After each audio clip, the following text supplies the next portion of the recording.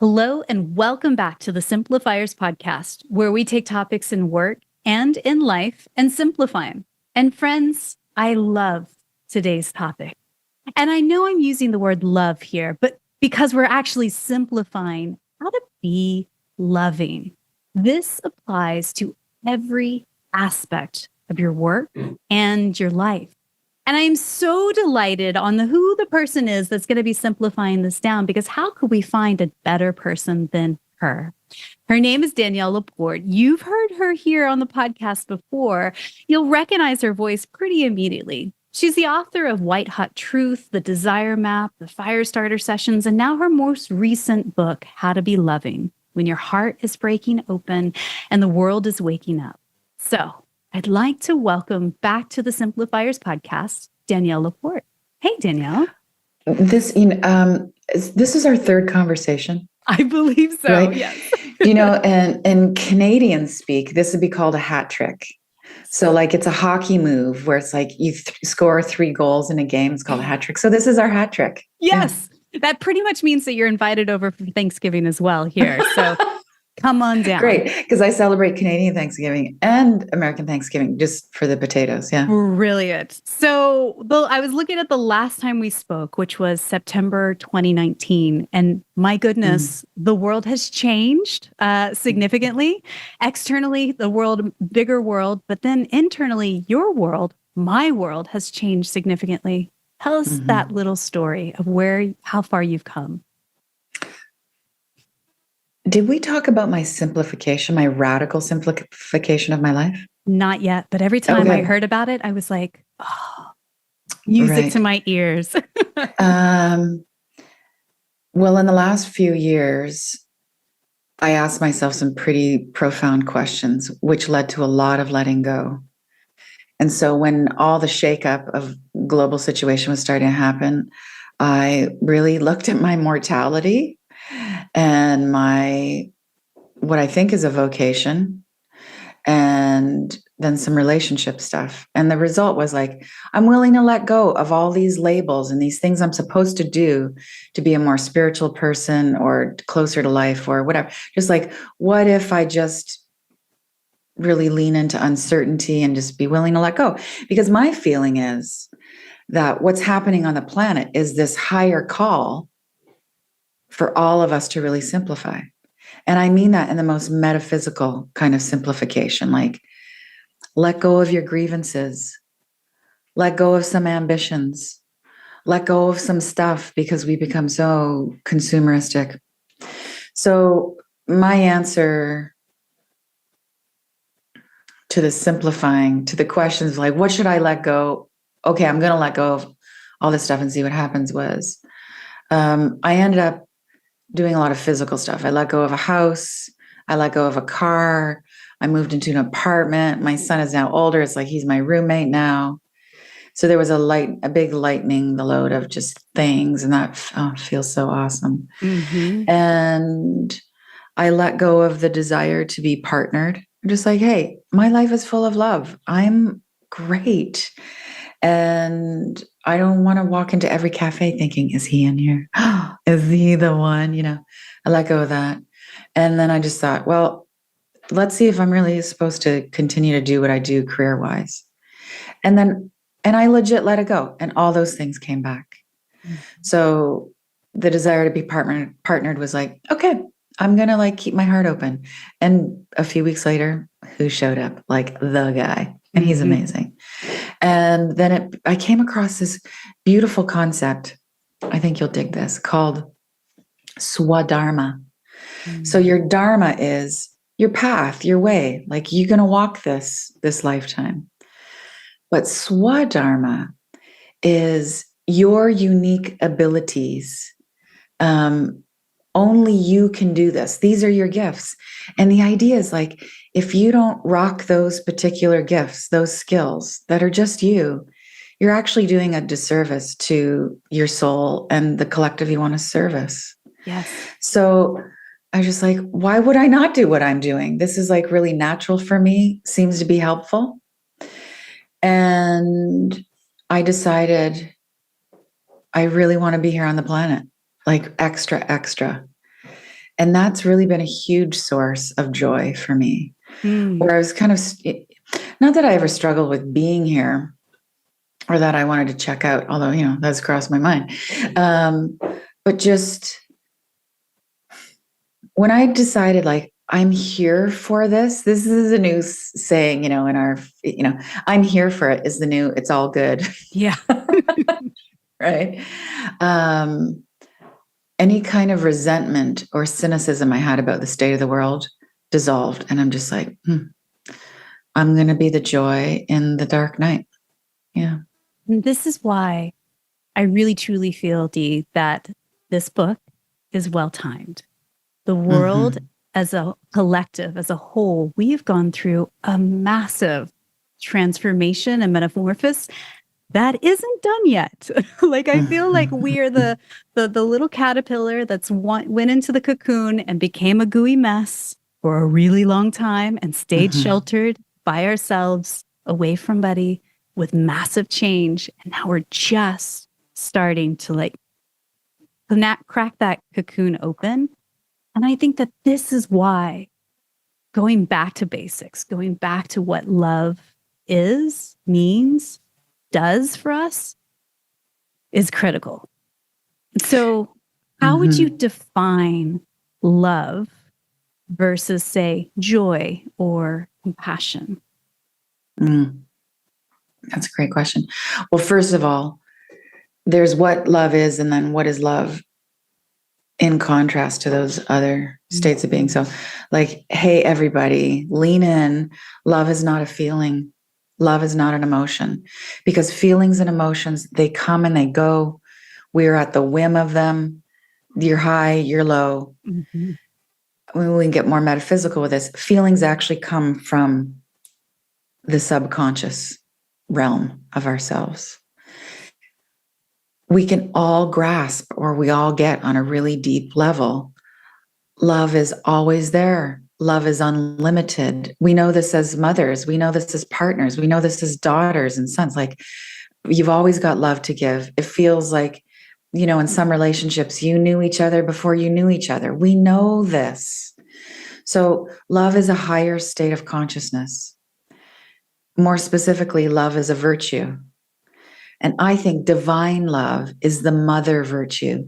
And then she has these baby virtues called compassion, forgiving, generosity, radiance. Like, it all gets back to love. These are all different forms of love. And you could even look at this in terms of like creation as a whole. Like, we are all reflections of this bigger, almost impossible to imagine creative source. We are all rays of light from one light source. It's the same thing with love and all the sister virtues, you could say. That ripples out. Yeah. And I mean, that's it. It took a global shakeup, like a pandemic, to, really wake us up to where we are. And I think, I certainly had one. I managed to move my entire family back across the planet as an aftermath to it. I am newly single and love it. And right on. My children look amazing, by the way. Thank you. You look really glowy and light, and yeah. And my children's dad, we are co-parenting the heck out of it. And we are a working, healthy, thriving family unit in that. So, my story is just one of probably millions around the world of, gosh, this big thing happened in our world, and I'm choosing not to go back. I'm choosing to move forward. And this is where I think, how to be loving, really going back to basics, is like putting the framework into place to choose with intention a better way. And so I want to switch gears a little and actually read a little bit from your latest book, and then I want you to expand. So you say this on page 31. Healing is making the transition from an ego-centered to a heart-centered life. Healing is learning how to be loving. We become more loving as we wake up to the true nature of life, which is love itself and being our unique expression of that universality. Healing is identifying as inclusive love. It's the journey from seeing ourselves as small and separate to recognizing that we each are holy and an essential part of the divine plan. Tell me more about what it means to lead a heart-centered life to you. Two things. One, I think a heart-centered life is a reflective life. And it's about, you want to know the truth. You want to be loving. I mean, we're all aware we want to be loved, but we're just like, I want to do what it takes to be a loving person and to show up that way in all circumstances. Okay, cool. Yeah. And then there's all these tools for reflection. You get to build your own adventure. You can meditate, you can walk, you can have courageous conversations, you can eat clean because it helps your nervous system, et cetera, et cetera. We know the tools. And I mean, anybody listening to this knows the tools. But the other kind of pillar of this has everything to do with identification. So with what you were just reading, it's like, I think you just mentioned, healing is moving from identifying as a small, separate self. Yeah. And I think we're all here to wake up to, we're actually huge, vast beings. We are beings of energy, and we are all interconnected. And some of us just are kind of just, we're toying with that concept, with that consideration, like, what if we are all from the same source? What if that homeless person could be me? And then you get into kind of more psychological considerations where someone is, you're in conversation with somebody and they're just really pissing you off, or somebody's done something, and you take just a nanosecond of awareness and you go, wow, how am I actually just like that? How is that person reflecting me? That, I think, is a game changer for most of us. Because you see your shadow self. You see your shadow self.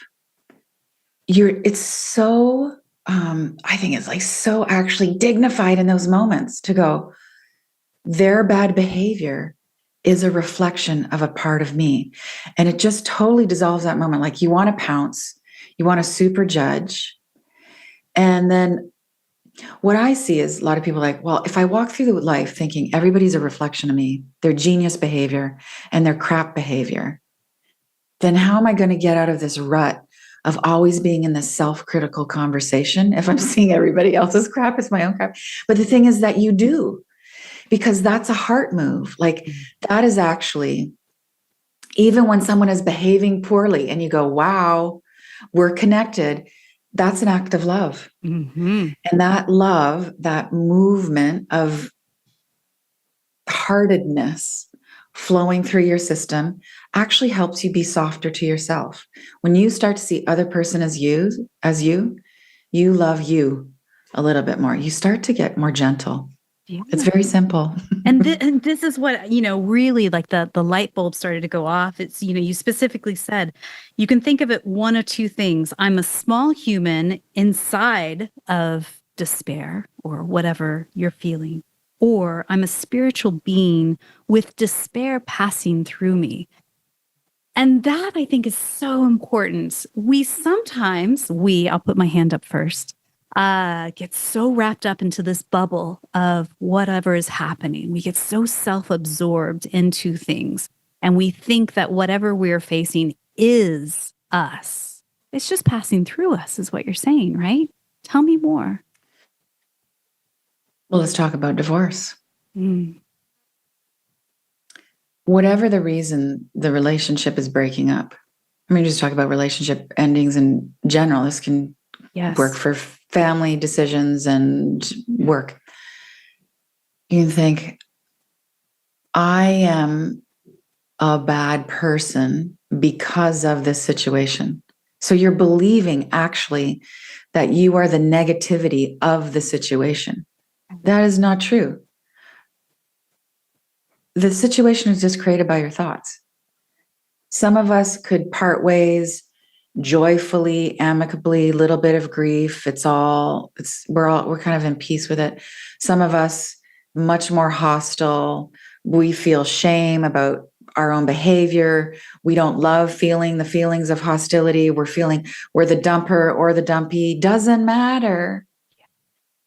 What if you just had your sacred pause and just went, I'm not this situation. The situation is happening through my life and I can hold it. Like this is the easiest way. This is a poetic concept that I think really works. There's a reason that the Buddhists are often talking about the sky in terms of the teaching. The idea here is that, can you imagine that you are that vast? And now I'm just going to put a fine point on it. Can you imagine that you are that loving, that you are that creative, that you wrap around the whole planet? It's hard to imagine. That's the point. It's meant to shake up these patterns that you are limited and you are wounded and all that stuff. Right. And when you get into that, you go, wow, okay, I can accommodate this. So it's not this glib spiritual bypassing of like, oh, divorce is just passing through my life. Mm-hmm. This is just a train wreck going through my emotional living room, Everything But happens for a reason, blah, everything blah, happens blah. for a reason. Yeah. It's that this is happening and I have the capacity to handle it. I'm more than just this. I am also loving. I am also resilient. I also have a lot of friends. There's a lot of love in my life. There are solutions I haven't even seen yet that exist in my subconscious that I'm going to bring to the surface because I am vast. And then you approach this situation, like you don't show up to this tense conversation as fear. Yeah. You show up to the tense conversation as love. You don't show up to rejection or having to leave as what someone said you were once upon a time. You show up as resilience, as radiance. And then you're going to speak very differently. You're going to negotiate very differently. Yeah. And so what I hear in that is how, if you could zoom out of your life for a hot second and zoom out of that bubble of like, whatever is causing you strife, stress, fear, pain right now, and just realize that you are part of a much greater source. I think that for me, and I can only speak for myself, I have dealt with moments and seasons of my life where I felt anxiety, where I felt sad, hopeless, and things felt really hard. And in those moments, and I'm sure there's tons of people around the world listening to you and I right now, raise your hand if you've ever been there. Yeah, in those moments, it feels really dark. It's like this cloud that keeps you from seeing this bigger picture. And so I almost have to say, like, remember future self, Mary. There's no like guarantee to avoid pain and suffering. It's going to come. Right? Yes. That's a given. At some point, something is going to happen. But if you can leave little sprinkles for future Mary, who is in that dark cloud, who can't see the light, like to be able to remember that she's part of source, she's part of love, she's not mired by fear and bogged down by you are this, which is always rooted in shame, isn't it? Identity points. Is that what you're talking about here? Yeah, I am talking about remembering that you are capable, that you are so resourced. It's like you will heal. Not only will you heal, you will be stronger, more radiant, more genius, more connected. You're just remembering really your healing capacity. It's like, oh, I am love. I got this. This is not going to take me down. I have tools. I am connected to something larger. There's a universal mind. If I were just still, I could tap into it. It'll tell me the next right step. And when we do that, I think we get into the space of we really become our own parents. This is another popular phrase right now is reparenting. Yeah. But I'll tell you, one of the game changers for me has been, this is around like some physical illness challenges. Basically, I try and love I try and love life and people like I love my son, which is as unconditional as I am currently capable of. But that's the intention, that's the aspiration.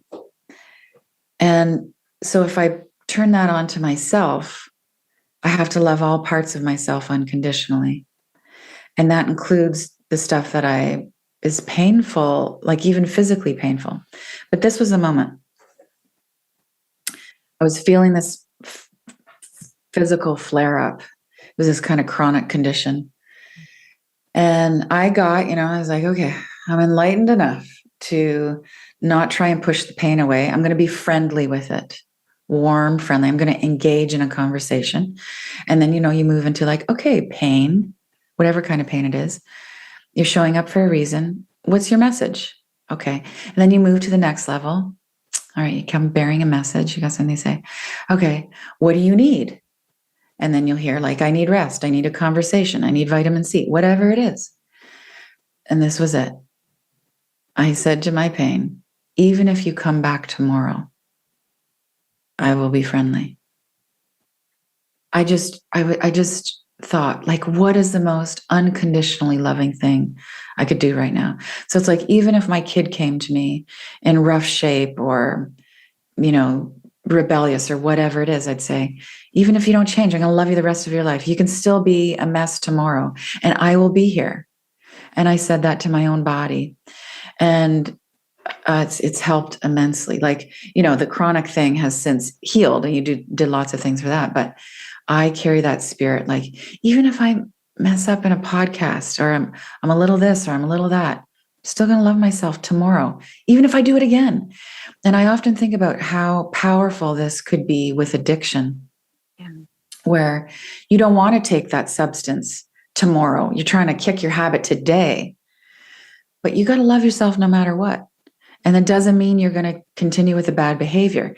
It just takes the charge out of the punishment if you did. And what that addiction is asking for anyway is unconditional love. Yeah. Revolutionary, if you think about it. I mean, how many times we say these things to our children, we say these things to our coworkers, and then we say the worst things to ourselves. Things that you would never vocalize to anybody out in the world. We say the worst things to ourselves because we either hold it up to the badge of, well, I have very high standards for myself and I am not hitting them or whatever. Revolutionary if we talk to ourselves with that kind of unconditional love and self-compassion. Changes everything. But what you've touched on is this hook in the personal development space. Yes. Which is, we think we can talk shit to ourselves because it's going to make us better. Like, we can hype up and super motivate and overcome everything because that's making us more whole and more strong and more confident. And it is a really tricky trick of the ego. Yeah.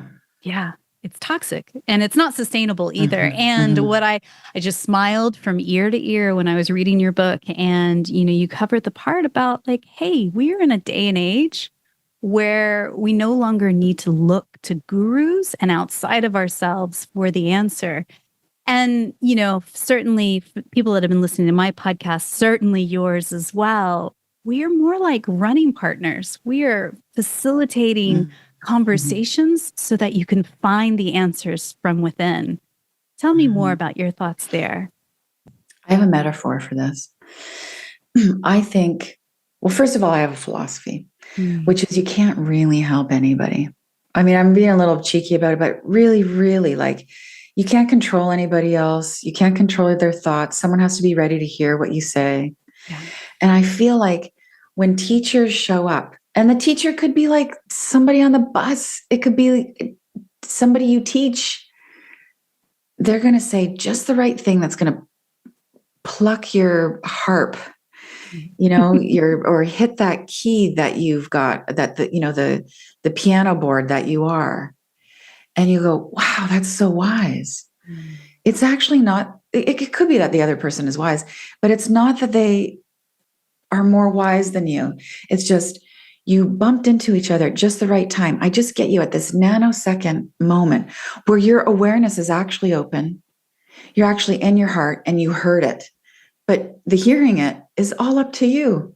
Yeah. So I encourage people to, instead of saying things like, she's so wise, or he's so amazing, or that answer, that methodology changed my life, it's, how about this? You give credit where credit is due. Lots of wisdom in the world, lots of incredible teachers. And you say, I was open to hearing it. It felt right at that time. And I picked up those 7 steps and I ran. Yeah. And can we just all as a collective agree from this point forward that we're going to drop the nonsense of, oh, I just wish I had X number of followers on social media, or I wish the Instagram looked as perfect as hers. And so I'm going to emulate her lifestyle, her beautiful children, her house, her things, her stuff, like her filtered life. Oof. Yeah. And like, we're all over it, aren't we? I mean, I'm over it. You're over it, right? Like, we're over it. And I feel like, again, we all just went through this massive thing. We're breaking out of the cocoon and we get to choose different, right? Yeah, all that is, it's curated. I don't know, I want to have this conversation about that comparison in a more loving way than I have done in the past. Because like in the past, I'd say it's all curated. Everybody's kind of lying a little bit. I think the more inclusive way to put this is, I don't know anybody, whether they are super big celebrities or rolling in the dough or madly in love with perfectly, dressed children. I don't know anybody who gets out of here without challenges or anxiety or heartbreak. Pain and suffering. And I also think it's everybody's right to show what they want to show on social media. Like you are not morally obligated to talk about your bad day. Yeah. So, and this isn't social media, that dynamic of showing and telling, hiding and positioning and serving isn't any different than growing up in the 50s when everybody was hiding behind their new cars and their new Frigidaire. It's human nature. Hide the pain. And, I feel like there's been a certain evolution in your work from the Firestarter days to the Desire Map. And I'm just curious, how have things evolved from the Desire Map days to what your belief systems are now? Well, the question for me that is central is no longer, how do I want to feel? It's an important question. Everybody should be asking it. You should know, like ground zero is your feelings matter and you get to feel the way you want to feel more often, right? Like you have a divine right to that. Yes. I just don't think it's the end game anymore. And the revelation was dark nights, bad days, just not happy. And you know what? I still managed to be a good friend. Like most of my lessons, like for many of us, come through relationships. And I thought, I just helped somebody today when I was I was at the bottom of my own ladder, really struggling. And it didn't make me happier, didn't lighten me up that day, but it did have me feel more fulfilled, calm. I felt connected. Like I'd say this is really the hallmark of, where I've come to with a lot further to go is I just feel connected more to everything. Like it's little things, Mary. It's like I've become a plant person. I wasn't a plant person before. I used to think of myself as an environmentalist, but I really felt more like I was living on the land. Now I feel like I'm alive because of Mother Earth, my relationships, my car, my desk. This conversation is because of Mother Earth. All of the substance, all of it. So yeah, I just feel way more connected, which has me be a lot more gentle. Holy smokes, so much more gentle. Gentle is the key word of this entire conversation. It is the through Mm. line and the pathway in my mind to love. I think we get so rigid, so hard, so moving fast, fast, fast that we forget gentleness is such an important element to it. And before I forget to mention this, I love that you love plants and that you're really getting connected with your beautiful green plants behind you. If you're watching the video version of it, it makes me very happy. And I have to tell you, last year, I for the first time took an interest in gardening and grew weeds. Not one thing beyond I'm weeds. with you. Yeah, And then this failure. year, this year, learning, this Yeah. year, I took seeds, absolute seeds, to sprouts, to eventually this beautiful baby watermelon that was, the size of like a very small deflated basketball. I only made one this year. I am so happy. And I there get is it. something about putting your hands in the ground to, just bring you back again to basics, but then also just a certain appreciation. The metaphor is not lost on me of when you take time to nurture a seed, believe in it, that it's going to become something big. And then the surprise and delight when it actually came to fruition and we got to eat it. There's power here. This is about listening. This is what I've Yes. learned about gardening and houseplants even. Like I used to have all this magical thinking around houseplants. Mm. And I realized like that's not very good mothering, that like just gonna work no matter where I put them. It's like, no, they need the right conditions. I'm gonna take the time. It's also taught me a lot about it's been a reflection of project management because I'm just like, I want a lot of plants. Yeah. And they're just gonna grow because I'm gonna send them light. And it's like, no, you just take on the plants that you can really give the proper conditions to. Yeah. And I think the plants in our life, the gardening, whatever, the seeds you're nurturing are just a perfect visual representation for you to practice how to be loving, right? With a thing.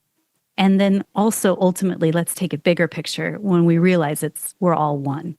The plants, you, me, all the things, right? Yeah. It's a natural expression of that love and self-compassion, what we give to it, right? Changes everything. Yeah. And I want you to be happy. I think that's the basic. Like your happiness is my happiness. I've found over the last few years, I hear myself saying just so often, I'm so happy for you. And I really feel it. Yeah. And so happy for you. That's the reframe, really. When you find yourself kind of getting into that place of fear, that place of not enoughness, when you look at somebody else's social media or filtered life, you go, oh, that's the way we respond, right? That's loving instead. And because I know some women listening are like, yeah, but we know she's not happy. And I think we do have the wisdom to see, like, look, someone's faking it. They can't be happy. Or that is a trajectory that is not going to end well. And then the wish is, may you be happy. I mean, this is one of the central prayers. Yes. In how to be loving. And we say it all the time in our heart-centered leadership program. Let me know when you want to end. Maybe we can close with that prayer. Yes, I would love that. I feel like there's so much to this, and I really want to go further. I think about forgiving, and again, going back to the stories we tell ourselves that reroot our identity on, and we don't let go of. And you talk about in the book, like healing's a nonlinear process. What does that mean when it comes to forgiveness of others and also forgiveness of yourself? What I used to observe happening in our space, in the wellness space, is really accomplished women who consider themselves to be on the spiritual path. We did the workshops, we had the astrology reading, we're doing the things, Yeah. And then something would come up. Like there would be a breakup that would just gut them. It's like, I only dated this guy for like 3 weeks and I'm devastated. This makes no sense. Yeah. Or there'd be a run in again with a family member and and the woman would just say like, but I did all this work. Why am I so triggered? And I think we have this image of healing that is really sequential and linear. Mm-hmm. Like, I went to this workshop. I healed that. I made progress. I've done X amount of therapy. I worked through those particular situations. It's sort of like we see ourselves like we're trains on a track. Issue, next topic, issue, next wound, etc. Yeah. It doesn't work that way. I think a more useful analogy is like you are the solar system. And there are lots of things ripping through your environment and emerging and being born. It's like, and they all interconnect. So it's like, you see yourself as this planet or this sun in the center, and something else happens over here, some issue in a relationship. Okay, that affects the weather. And something else happens over here, and it's like a new opportunity that you realize you're strong enough to go for. We're organic. We're multidimensional. And the add-on for this, the bonus revelation for me with this is that life throws you the curveballs when you're ready, but you don't feel like you're ready. You're like, but this is a loss. This is blindsiding.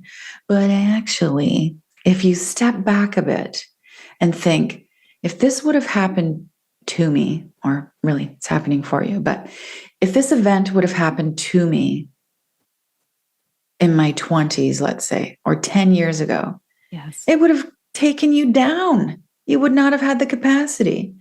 It's happening now, and it's a challenge for sure. But guess what? You are more robust. You are more mature. You have some tools for dealing with trauma.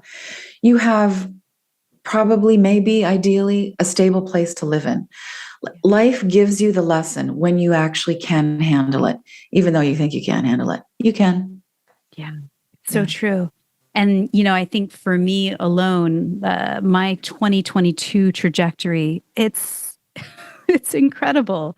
And I'll be honest, 2018 to 2021, would have liked to have skipped those years. Honestly, they were very hard.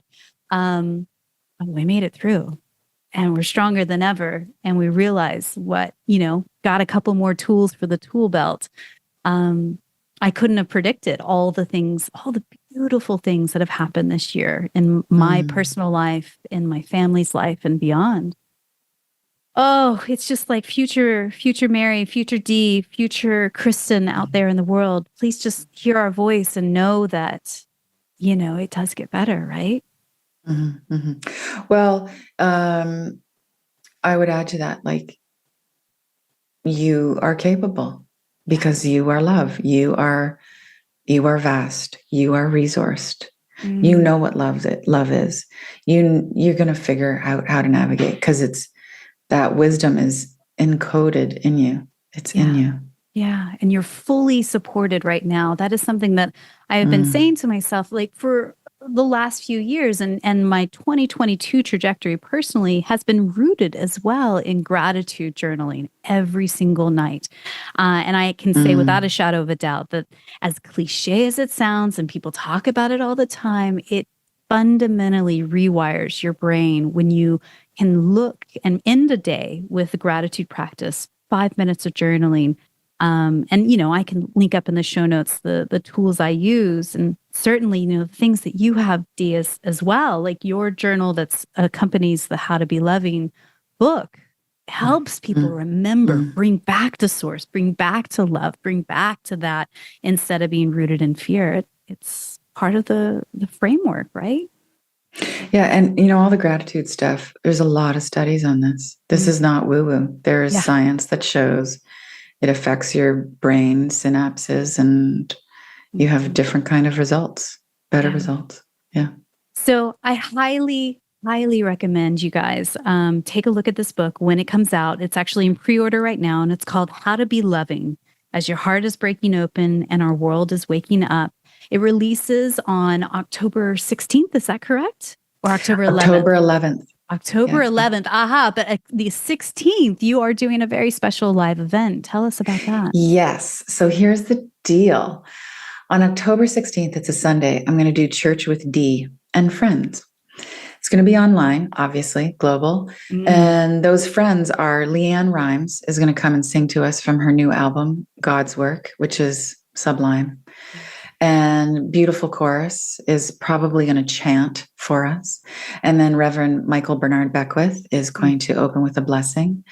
So you go grab your copies of How to Be Loving, wherever you like to support booksellers, and then come to our site. So you got to get back onto daniellelaporte.com/howtobeloving. Let us know you grabbed a copy. We give you your ticket for church. And then I'm also doing every Sunday for a year, sending out what I'm calling loving reminders, which are just like little 1 minute, 3 minute voice memos from me, just little exercises to help you get heart-centered that Sunday. Yeah. I love it. And also, you guys are planting a tree for every person who pre-orders 2 copies. You get the admission to the church, and they'll plant a tree for you with Tree Sisters International. I mean, this is it. This is the full circle moment there. So thank you for doing that. Thank you. All the resources we talk about are in our show notes over at thesimplifierspodcast.com. And as we wrap up, Dee, I've got a couple of questions I'd like to ask you that I ask everyone that's on the podcast. So here goes. What's one book or blog that you're reading these days that's either inspiring you or poking holes and challenging your belief system right now? I have been carrying a book called Emptiness Dancing for like 2 years. It's by Adyashanti, Adyashanti, Adyashanti, who is this beautiful Zen teacher. His original name was like Steve. I think he's like Steve something, super simple last name. And he's just a really accessible teacher. Talks about loving it as is, really, is what he's talking about. Yeah. Beautiful. Emptiness Dancing. We'll link that up in the show notes for you guys if you want to check it out. Tell me, who's one person in your network, somebody that you know personally, you just feel is up to brilliant things? We could shine a spotlight on them, and who knows, maybe one day we'll have them on the podcast. Do you know Zainab Selby? No. Yeah, you should know her. I'll spell it out for you. Her first name is Zainab, Z or Z, as we would say in Canada, Ainab. And her last name is Salbi, Salbi. And her full name is where you can follow her on Instagram. Zainab is the founder of Women for Women International. And she's also just founded a new organization called Daughters for Earth. And the Instagram handle for that is Daughters, plural, and just the number 4, Earth, Daughters for Earth. And she is up to stuff. She also has a great podcast and is just great conversations with women activists and justice seekers and spiritual teachers. Beautiful. And talking about podcasts, if you love the Simplifiers podcast, you're most certainly going to love Danielle's podcast. It's called With Love, Danielle. And I love listening to it on my car journeys back and forth to work. It's like a little sermon, a little love note in my ear that kind of plants a seed for me to think and chew on throughout the day. So wherever you're listening to this podcast, you can find that one there. I believe gratitude and simplicity go hand in hand. Tell me, what are you grateful for today? Oh, grateful for today, a really supportive partner, and working with women who burn through resentment. You know, like at the time of this recording, it's Mercury retrograde. Things are falling out of the sky on us. And there's not a lot of complaining. It's like just like, oh, that's intense. And then we're just like, okay, what are we going to do? And there is no place for resentment or excessive complaint when you have a bigger vision. And it is really cool to work with chicks who know that. Yeah. Grace, and a little bit more grace. And grace. Yeah. Add a little more to it as well. So let's end with the prayer. I like to imagine that there is one person somewhere out in the world listening to you and I right now, and she is feeling everything except love for herself. for others and really deeply in that space of dark cloud and fear, let's say a prayer. The Metta Bhavana prayer has 3 stanzas. We'll just do the short version. So the full version is you would offer this prayer to yourself. May I be happy. And then you would offer it to somebody else or a group of people. May you be happy. And then the last refrain is you offer it to all of us. May we be happy. So we'll do this last refrain. And it includes everybody, everywhere, ever, all of sentient life. And then for me, I throw animals into that. So just all life. So wherever you are, if you can close your eyes, that's great. If you're in motion, that's great too. And you just focus all prayers, ideally, on your heart center. You become aware of that kind of warm, friendly, golden energy. And you can repeat out loud with me, or you can go silently to yourself, or you can just come along for the ride. May we be happy. May we be healthy. May we be free of suffering. May we be free of mental anxiety. May we live in peace. May our lives be blessed with ease. We give thanks, full faith, so be it, so it is. Thank you, thank you, thank you. Big love to you.